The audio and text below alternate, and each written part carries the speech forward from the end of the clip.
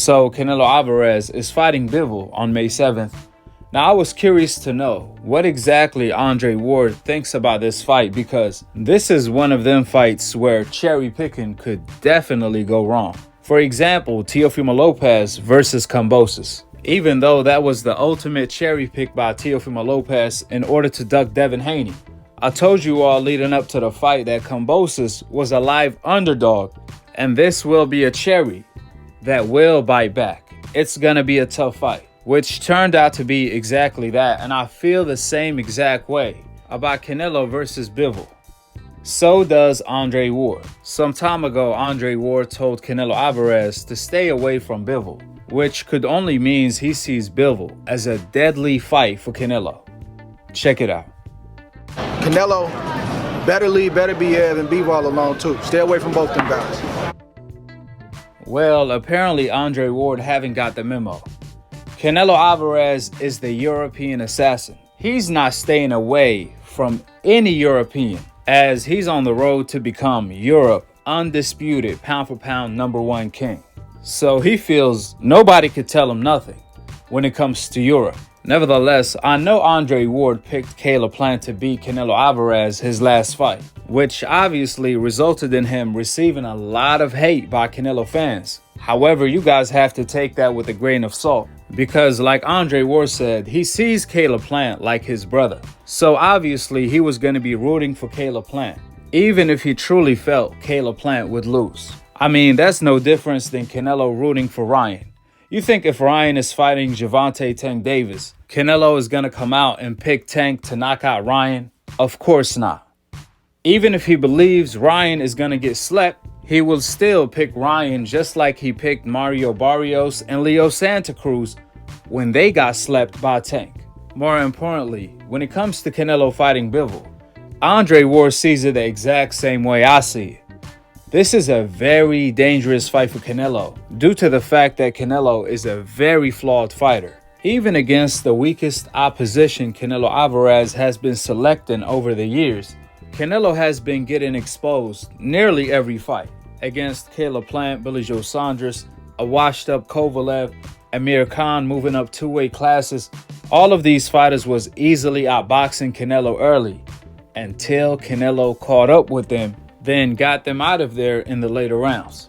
To make matters worse, whenever Canelo Alvarez stepped up in competition, he arguably lost. When he fought Gennady Golovkin, majority of the fans felt that Gennady Golovkin got robbed. When Canelo fought Lara, that was definitely a robbery, where Lara clearly won 8 rounds. And obviously when Canelo fought Floyd Mayweather, he lost every single minute of every single round, despite the fact that Floyd was fighting at his 5th weight class as a grandpa at 36 years old. Even then, some way, somehow, Canelo got a draw in one of the judges' scorecards, which come May 7th, that's Bivol Ultimate Challenge. Not Canelo, but the actual judges. Legends have it that Canelo has the scorecards in his pocket. Yep, the judges' actual scorecards in his pocket before the beginning of every single fight. Therefore, I'm picking Bivol to win. Excuse me, to lose in one of the biggest robberies of the year. See, Canelo Alvarez looks at all of the European fighters the same.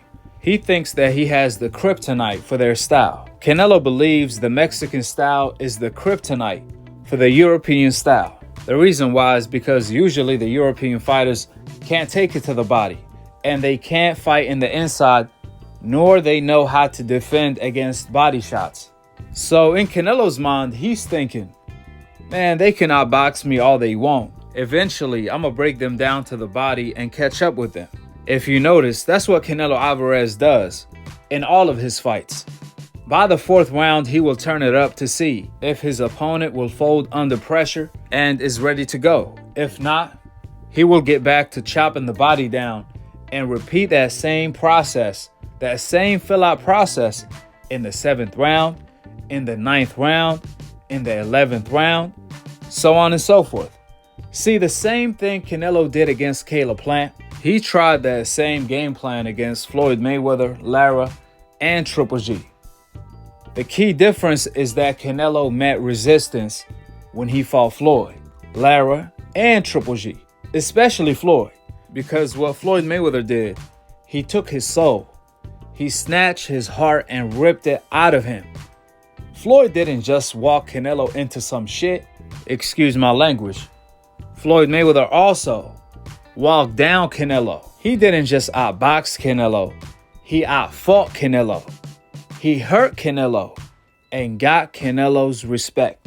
That's what Caleb Plant failed to do. However, we all know Caleb Plant is not 5% the fighter Floyd Mayweather is. Even then, Caleb Plant was outboxing Canelo early with ease, catching Canelo with the same punches Floyd Mayweather caught Canelo with 8 years ago, which further proves this is the exact same Canelo. The only difference, Canelo is now the pioneer of the NBF League in the sport of boxing, the No Black Fighters League, because he hates American style. According to his own trainer, Eddie Reynoso, he stated, quote, "The African-American style is difficult." He also said that Charlo is a spectacular fighter, and Canelo agrees. Canelo said he's a great fighter, which is why Canelo vacated his WBC belt to Charlo by requesting the NBF Witness Protection franchise in order to avoid getting exposed by the American style once again. That's exactly why it's NBF for Canelo. He's only willing to race against Europeans, then he claims he's the fastest man in the world, but he does not want to race the fastest fighters in the world, the fastest people in the world, the best fighters in the world, aka the Black American undefeated fighters, which all of this has been proven statistically. But getting back to the point, Canelo believes he will eventually catch up with Bivol. He loves that European style he thinks is flawed. However, if he doesn't catch up with Bivol to the body, or catch Bivol with the proper shot to the head, then this decision may slip Canelo's hand, even though we all know the judges are there to save the day for Canelo like Superman.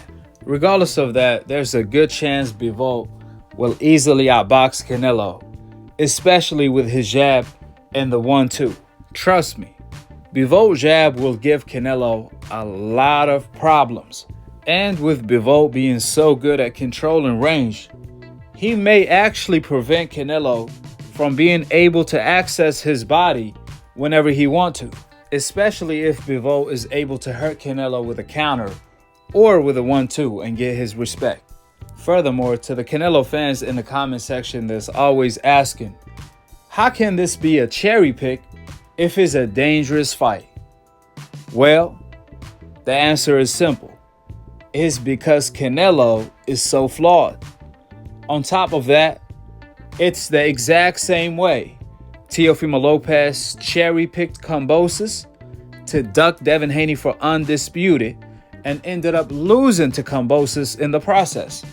The same thing could happen to Canelo. He ducked Charlo. For nearly a decade, he turned down $100 million plus to fight both Charlo and Benavidez in order to go the easy route, fight Bivol for less money, and a fight where Canelo's own fans only voted 9% for Canelo to fight Bivol next. However, they overwhelmingly picked Charlo for Canelo to fight next. Remember, Canelo fangirls, this is your own pick. I did not pick this. I only made one of these polls. But you guys were the ones that picked Charlo over everybody else on the list. And to be fair, I have to give Canelo credit. I'm just glad he's not fighting a MacBook. Excuse me, a Makabu. See, Canelo didn't even want to fight a Bivol. He wanted to fight Makabu. We know that because he requested to fight Makabu. But no one from DAZN, Showtime, or any network wanted to pick up such a cherry pick. That type of cherry would have crushed any network's ratings. So Canelo had to go with the next best option. He was forced to take the Bivol fight because that was the easiest option on the list, at least in Canelo's mind. That's what Canelo believes, because if he believed anything else, he would have obviously chosen the Al Haymon deal to fight Charlo and Benavidez for way more money and shut down all the critics in the process, because those are actually the biggest money and legacy fights for the moment in time for Canelo Alvarez. Furthermore, I see Canelo Alvarez fans in my comment section saying things like, "You a Canelo hater. You said 3 years ago Caleb Plant is a really slick boxer that could beat Canelo. Then a year later, you changed your mind and you said Canelo will end Caleb Plant's career. Why did you change your mind a year or two before Canelo fought him? You a Canelo hater." Man, if you happen to be one of them decafs, please smack yourself for the culture. Smack yourself one time for sounding as dumb as you look. If I said something 3 years ago, that's outdated. You know what can happen in 3 years? They can possibly invent a car that can fly, let alone me changing my opinion on a potential fight.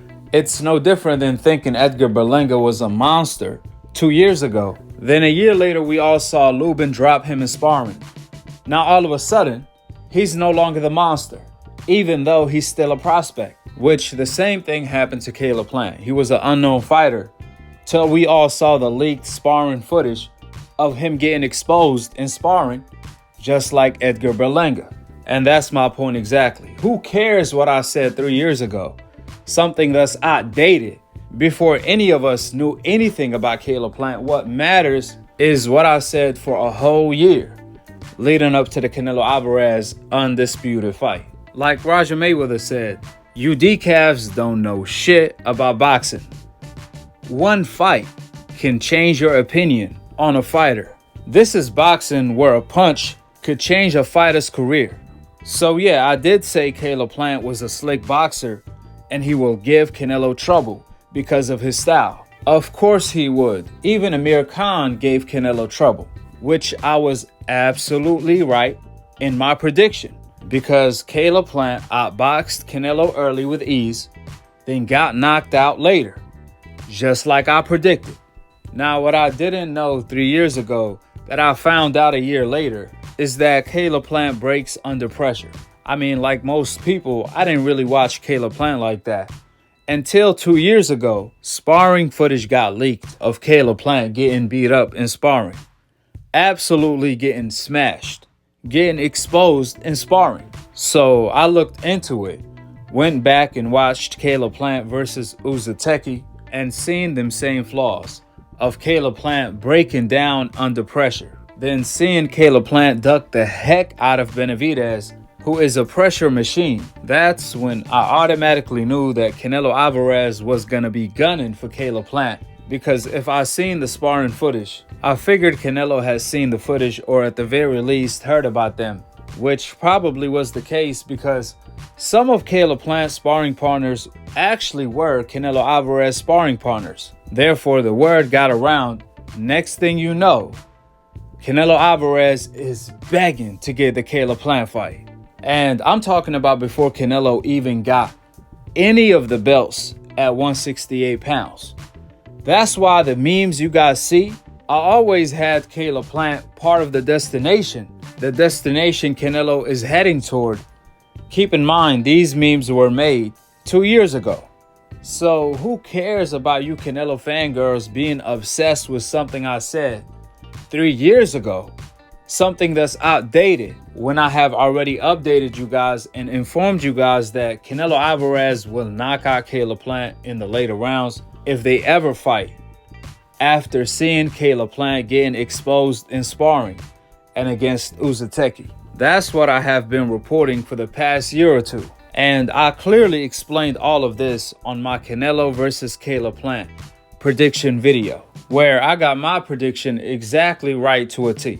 I even played the sparring footage. For you decafs in the comment section, I'm gonna leave the link for that prediction video in the comment section below. I got my receipts, therefore you can't put no cap on my name. Akhi's the truth, hate it or love it. In addition to that, that's no difference than being high on Edgar Berlanga when he was knocking out everyone in the first round. And after seeing his last two performances, really the first one, without even seeing him getting dropped, so on and so forth, obviously you automatically change your opinion because you clearly see the flaws. I know you decavs don't still see Berlanga as the monster. My point exactly. That's the exact same thing that happened to Caleb Plant after the sparring footage of him getting exposed and the Usateki fight. Matter of fact, the same thing actually happened to Edgar Berlanga. Before he even got exposed his last two fights, remember the Lubin footage of Lubin dropping him in sparring even though he's 2 divisions below him?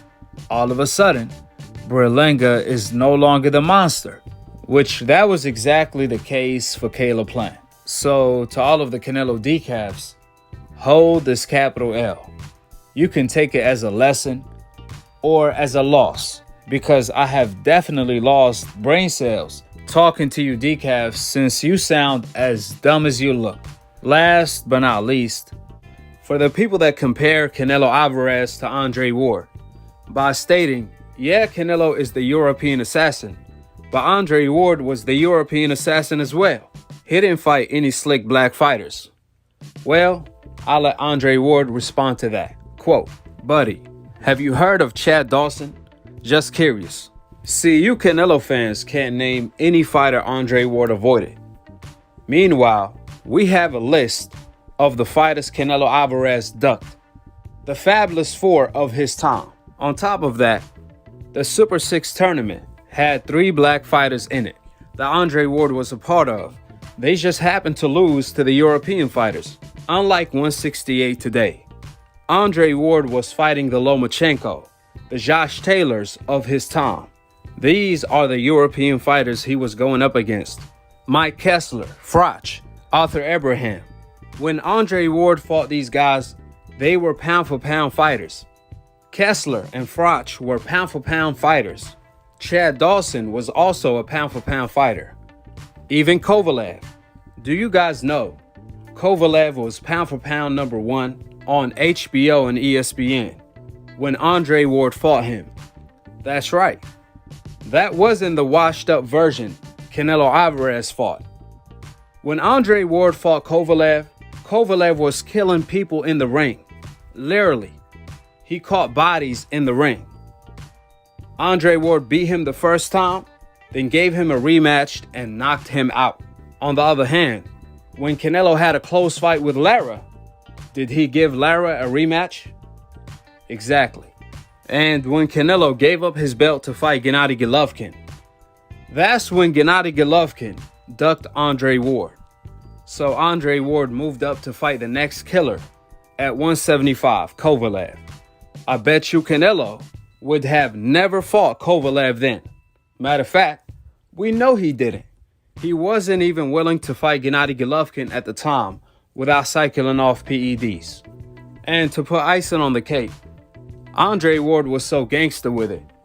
Even during the Super 6, he fought voluntarily fights outside of the Super 6 against dangerous black fighters like Bika, so on and so forth. More importantly, Andre Ward never turned down any fight. He never ducked any opponent. Meanwhile, Canelo Alvarez turned down money and legacy fights with the Charlo twins, Andrade, and David Benavidez. These are the facts. And to make matter worse, to eliminate any comparison between Canelo and Andre Ward, European opponents, 4 of the European fighters Andre Ward fought were on the pound-for-pound list. 2 on the top 5, Froch, Kessler, Abraham, and Kovalev. Meanwhile, Canelo Alvarez, the only fighter he fought that was on the pound-for-pound list from Europe, Gennady Golovkin. Canelo was on PEDs and arguably lost to him twice. Therefore, there is no comparison between one of the GOATs to one of the sheeps. With the facts being laid out, to all of the decafs, point out exactly what I said you disagree with. If you can't and you trolling in the comment section instead, then let the truth burn your emotional soul. It's always facts over emotion over here. That's why you guys always hear, the truth is like a magnet. Even though y'all don't like it, y'all can't live without it. Subscribe below and click on the notification bell to be continued on the next episode of Akhi, Akhi TV. Peace, and I'm on to the next one.